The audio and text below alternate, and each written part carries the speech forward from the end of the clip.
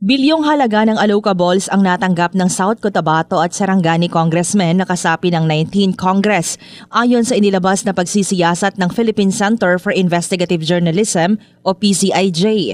Ang allocables ang scheme na tinuturing na bagong anyo ng pork barrel ayon sa PCIJ kahit na ipinawalang bisa ang lumang pork barrel system o Priority Development Assistance Fund o PDAF noong 2013. Pero may nananatiling mekanismo para sa discretionary allocation ng pondo sa mga distrito.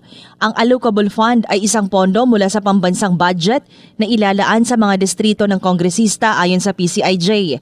Si South Cotabato 1st District Congressman Isidro Lumayag ay may pondong 3 billion pesos. Si 2nd at 3rd District Congressman Peter Miguel at Loreto Acharon ay pawang nakakuha ng 7 billion pesos.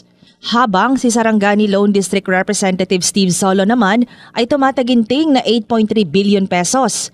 Ang kabuoang 25 billion pesos na allocable funds na mga ito ay para sa taong 2023 hanggang 2025. Maliban dito, malaki rin ang non-allocables na mga nabanggit ng congressmen para sa 2025 budget.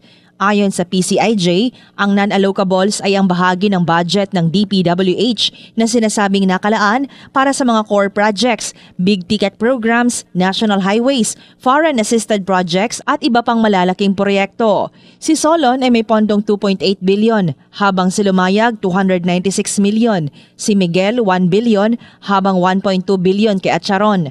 Kung ikukumpara, North Cotabato ang may malaking pondo para sa allocables dahil umabot ito ng 22 billion mula sa tatlong mga kongresista na kasapi noon ng 19th Congress. Ang South Cotabato ay 17 billion para sa tatlong congressmen, habang ang BARM, kabuoang 14 billion pesos ang pinaghatian ng 6 na mga kongresista. Bukas ang NDBC sakaling may paliwanag ang mga kongresista hinggil dito. Drema Kitayen Bravo, NDBC, Bida Balita.